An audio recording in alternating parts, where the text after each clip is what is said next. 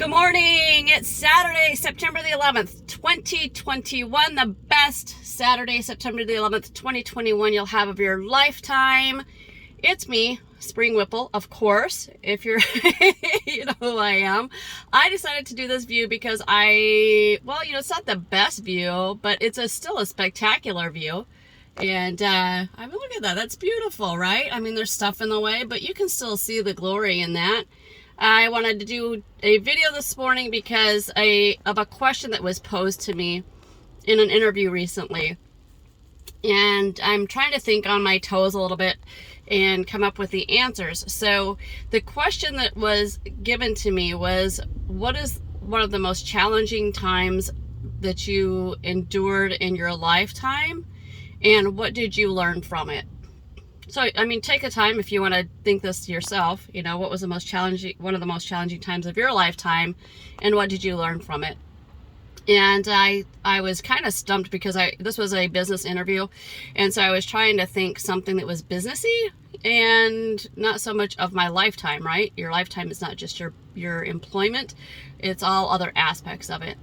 And so when I answered that, I like I said, I put it toward the business aspect of things, of like the most challenging, and that was the getting ready for the physical test for the fire department. And I had applied for 5 fire departments. Yeah, 5 fire departments is what I applied for. And while the physical components of the test were somewhat similar, in some cases they were the same, each one also had their differences. And so you really didn't know for the combat challenge what you were going to have to do. And so trying to prepare for that, and at the time, to be honest, I was it was probably maybe 110 pounds, 115 pounds maybe at the time. And you don't get, and I think this is fair, you don't get allowances for being female, okay? You have to be able to do the job or you don't. And so the first fire department I went out on, I was like, holy smokes, how am I supposed to do this? And I failed. And then the second one I went out to, I went out there and I passed that one. The third one, I was like, there's no way in hell any female is going to be able to do this. I think it was, and maybe I'm wrong. I could be wrong. But it was picking a ladder up from off the ground, that's flat off the ground, and then picking it up and literally hanging up by yourself and hanging it up on the side of the engine by yourself. And I'm like, we just don't have the upper body strength that guys have. And so I was like, this is totally just deemed toward making it so that guys, pass and females don't. That was my opinion. And what it is, it's my opinion. And then the other 2 I actually passed. So I passed those and went to the interview processes. The thing of it is one of them that I went to the interview, I mean, I was basically going, yeah, this is great. And they contacted me and they said, hey, you have, we made the list. You're, I was high up on the list. And they're like, you're up here on the list. They're like, there's one thing. We did a background check for you and you had been arrested for domestic violence. And I said, well, it was a false accusation, because it was a false accusation. I was arrested. The charges were dropped, and that was supposed to be expunged from my record. And they said, well, obviously it's still there. So unfortunately, while we were planning on having you join our team, we can't do that because of this record. So you need to contact the city of Chicago, make sure that it's off of there, and then you have to also go to like the national and make sure that it's expunged off of there as well. And so I was like, well, that really stinks, because I would work really, really hard. I worked really hard, and I wanted to make sure this was done before the other department ran it. So I scurried, and it was just really difficult because it's very time consuming, going down to downtown Chicago, and yet at the time, I don't know if it's still the Daily Building, but going to the Daily Building and standing in line, and then it got to my turn, and they decided they were taking a lunch break. I guess they don't decide that, right? It's kind of like planned. But it got to my turn, and it turned out to be their lunch break. So I had to sit there for like another hour and a half, just waiting to fill out the forms. And they're like, okay, you need to fill this form out, and then you need to go to this other building over here. You need to go up on this floor and blah, blah, blah. But they close in an hour. So you need to make sure that you can get over there. This is the best route. And I'm directionally challenged. So I'm like, I'm gonna totally get lost trying to find this place, totally terrified. And but I did find the place, went up there, and was like, how soon can this get off the record? And they're, you know, it's government offices, right? State and government offices. They're like, you know, they process as they process. We'll try. But fortunately for me, it did turn out well, because I did get hired on to the last fire department, which was really, really nice. I mean, it was quite the rewarding thing to actually do that. But my point of the matter is, you know, that was one of the challenging times that, and what I learned from it was not to give up, right? That's what I learned from that one was, you know what, maybe you're going to fail 1, 2, 3 times, you know, maybe you are. And, you know, there's things that are going to happen that are just going to make it so that you need to prove how much you want something. And you're going to just need to bulldoze through those suckers. You're going to need to figure out, you know, where you need to improve. What do you need to work on? And do those things. And it's always been my philosophy that if you don't like doing something, likely it's because you need to do it more. Okay, you just need more practice. And maybe that's, you know, maybe that's wrong. Again, that's my philosophy, is that if you don't like something, like really, really don't like something, it's probably because you need to do more of it. It's probably because you're not good at it. And once you get good at it, you might like it, at least not really dislike it as much as you do. But the other thing that I was thinking of is a most challenging time was being homeless when I was freaking 11 years old. It just blows my mind. I mean, I try to think of this, and I just mentally can't fathom an 11-year-old being on the streets. Except for I was there. So, but at 11 years old, coming from my perspective, I thought I was a badass. You know, I could take care of myself. I didn't need anybody. I've got this. And I learn differently. Obviously, at 11 years old, you don't know anything, even as much as you think you do. But witnessed a lot of things that I wish I wouldn't have seen. Experienced a lot of things I wish I wouldn't have experienced. Learned a lot.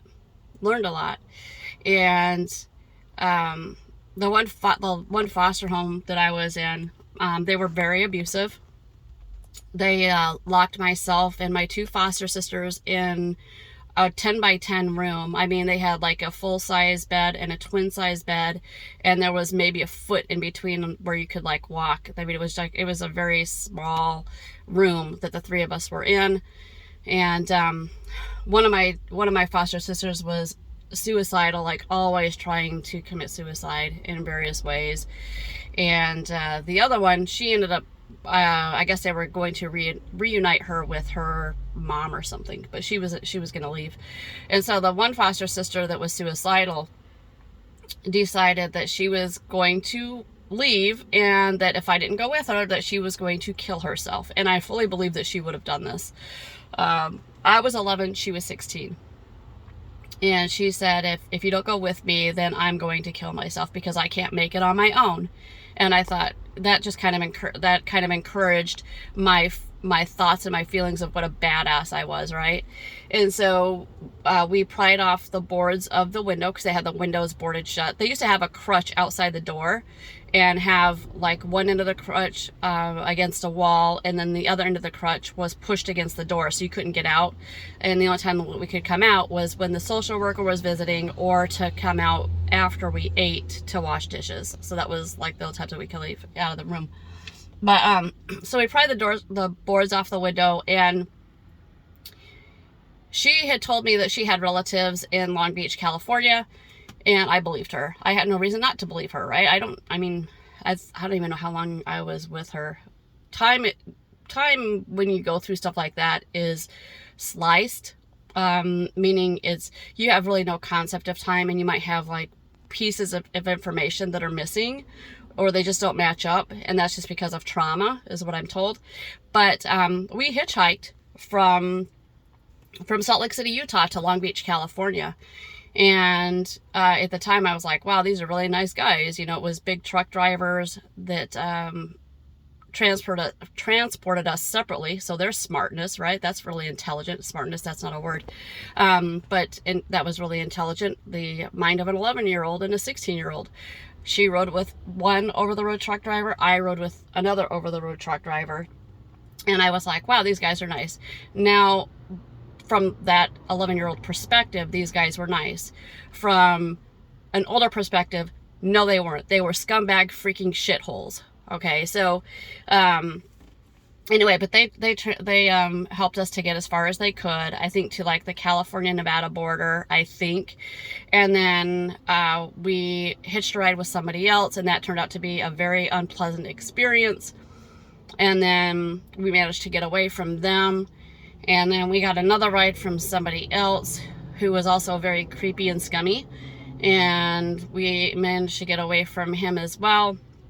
And we're in, I don't even know. I think we were somewhere near Long Beach anyway. And I remember we're walking down the street, we're hitchhiking. I have no idea where I don't know. I've never been in California in my lifetime before this. And we're hitchhiking in some direction. A guy in a red car pulls over, and he's like asking us questions, and I honestly don't remember what he was asking us, but he told us to go over to this gas station. We went over to the gas station. He goes in, and he bought me a Dr. Pepper and a Snickers bar, and he bought Dolly a Mountain Dew, and I think it was Funyuns. So how is that weird that I can kind of remember stuff like that? But anyway, so, and we thought that was just so incredibly cool, because the time that it took us there was obviously not really any sleeping, and we weren't eating, and everything else. So that was like so incredibly awesome that this guy did this. And then he left us. I don't know why anybody never called the cops or anything. That also is one of those things that just blows your mind.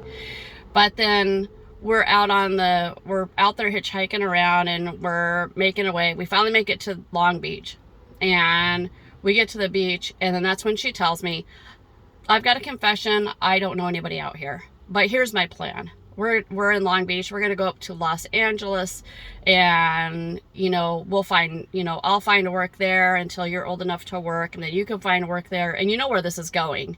But, I'm stuck in Long Beach. I'm like, this is ridiculous. This is stupid. Cell phones obviously were around there. It was all pay phones and stuff like that. And so essentially I'm at this place where I don't know anybody or anything. I've got no plan. I'm totally lost. It's such a bad situation. But I'm sleeping anywhere, literally, like under bushes. I'm sleeping up in trees. I slept under a semi-truck trailer. I don't know, sometimes they have like little racks under there for a tire or something. I've slept in places like that. Oh my God, it's so crazy. Anyway, one time, the last time that we were there, we're in the bathroom on the beach, and doing like sponge bathy stuff, kind of stuff at the sink. And when we come out, there's these cops that are there. And I just remember being so relieved. I was so freaking happy to see them. I was so happy to see them. And I do not remember getting in their vehicles. I do not remember the drive to the police station. I do remember sitting in the office in a chair across the desk from one of the detectives or police officer, and I fell asleep. And while he was like trying to talk to me, I fell asleep. And because I was now in a safe place. And then I went, when I woke up, I was like in one of the cells and stuff. And then they had contacted my parents to see if I could come home, and ended up going out to Chicago because of my mom's boyfriend. So And from there, the challenge just kept rolling from there. But I think that was like one of the most challenging. I had like 11 cents on me when the police picked me up, and they were like, "How'd you get the money? How'd you get the money?" And I'm like, "It's 11 cents. If 11 cents would have bought me something, I wouldn't have the 11 cents." So, but they were essentially asking if we were prostituting and that sort of stuff. How'd you get the 11 cents? A dime and a penny. And truly, if it would have bought something, I wouldn't have that 11 cents. But anyway, so yeah, the challenges went through, even after I got to Chicago, the challenges just kept coming. But I think from that, what I had learned from that experience was be careful who you trust. You know, check their credentials. The girl that I was with obviously had no idea what was going on or what was happening. It was a bad choice.